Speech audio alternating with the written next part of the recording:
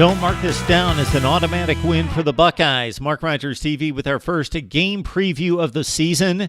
It's the Thursday night opener and the first full weekend of college football 2017. Ohio State, number 2 in the country, at Indiana. The Hoosiers coming off a 6-7 campaign with new head coach Tom Allen, previously defensive coordinator, taking over for Kevin Wilson, now the offensive coordinator at Ohio State.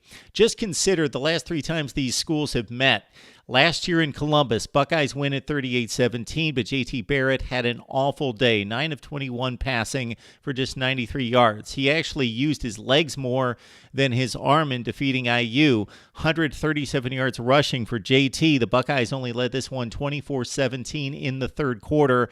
The defense really had to shut down Indiana in the second half in this one. The real nail-biter was 2 years ago in Bloomington. Zeke Elliott went off, or else the Buckeyes, number 1 ranked at the time, would have succumbed to a major upset. Indiana, 34-27, was at the 4-yard line with the end zone in sight to either tie the score at the gun or go for the 2-point conversion and the victory in the major upset over Ohio State. Again, number 1 team in the country. And then in 2014, Ohio State's run to a national championship may not have been if they hadn't completed a comeback in Columbus. They were down 20-14, and they came back to win 42-27. They were up by 1 with 10 minutes left and bailed out by 2 special teams plays by Jalen Marshall. This has been a close series, but Urban Meyer has gotten the wins over then Kevin Wilson, his new offensive coordinator. And speaking of Ohio State on offense, it's going to be interesting to see Kevin Wilson's offense take hold and see the improvement potentially of J.T. Barrett, who had a rough time down the stretch. Ohio State's offense just wasn't dismal against Clemson. That's the game that gets all the focus. They were marginal against Penn State, even Northwestern, shut down for most of the game against Michigan until the 2 overtime sessions. So Ohio State needs to prove something in the passing game. Better pass protection, and we're hearing good things out of 2 of the culprits in pass protection last year, the young players Michael Jordan and Isaiah Prince. Urban Meyer says they're much improved this year, just completely different players, according to Urban Meyer. That may be just fall camp talk. We shall see. It's an expectation at Ohio State that they hit on 60% of their deep throws in practice against either the 1s or the 2s. J.T. Barrett apparently hit over 90% of those throws, both in the spring, the summer drills, just with the team involved, and then in fall camp. Kevin Wilson's offense fits Urban Meyer's approach. Power running game. Mike Weber's going to be the guy, of course, in the power running game, but he's been hampered by a hamstring injury. And so J.K. Dobbins may get more touches, the fabulous freshman from Texas who's been wowing everyone at camp, especially his defensive teammates who can't get a hold of him in practice. So that's the Ohio State offense. Struggled much of last season compared to what we expect. Need to see a playmaker or 2 emerge on the outside against an Indiana defense that is much improved. So when you think Indiana football, despite typically thinking that they're just awful, since they've been decent, you think offense. Nate Sudfeld at quarterback, throwing the football all over the place. Kevin Wilson is an offensive guy, but he built a defense. He recruited for defense at Indiana. Check out these numbers. 41st in the country in total defense last year, 57th against the score, 46th against the run. But they were actually much better than that in the advanced metrics. This is an Indiana defense that 2 years ago in 2015 was 107th S&P plus. Last year, 31st in the country. That's the best Indiana has ever performed on defense in that metric, the advanced metric S&P plus. T. Gray Scales is one of the very best in college football. He shunned the pros to come back for his senior year at IU.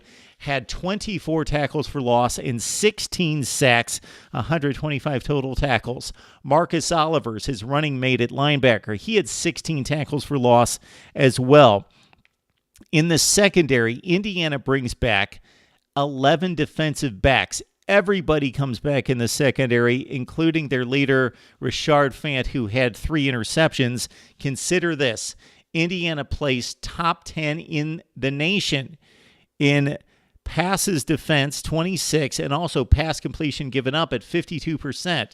Very stingy against the pass last year. All their defensive ends come back. They are a little bit soft in the middle and inexperienced there.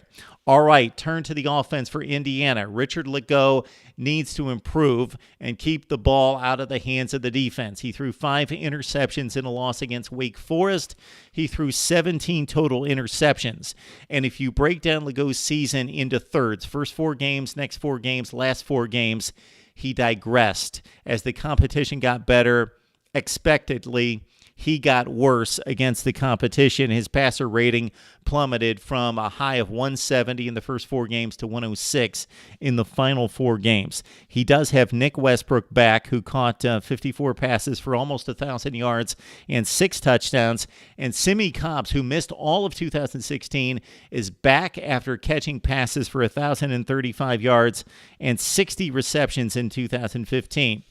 Okay, that vaunted IU running game with the likes of Jordan Lynch and or Jordan Howard, I should say, not the Northern Illinois quarterback.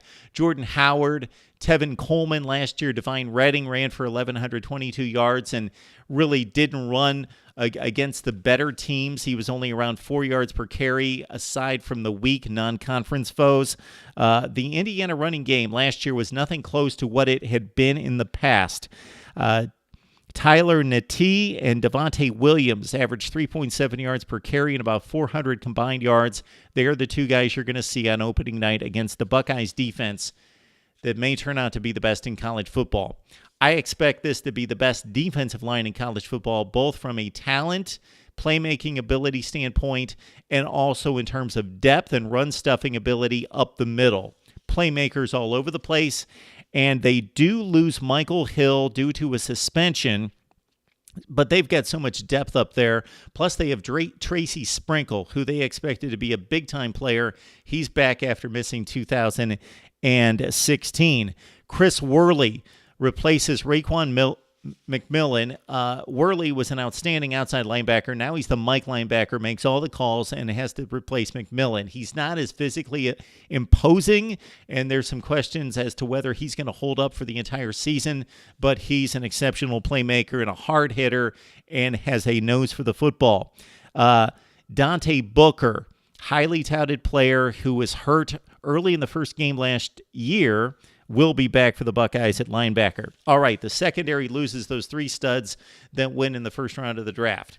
So they're inexperienced in the secondary beyond Denzel Ward and Damon Webb, 2 of the best players in the Big Ten. But look out for Sean Wade and also Kendall Sheffield, the transfer from Alabama, to step up. They are 2 of the highly recruited players in college football.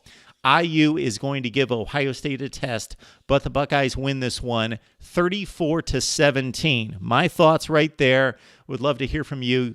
Always enjoy getting the comments. Subscribe to my YouTube channel for the best in college football coverage.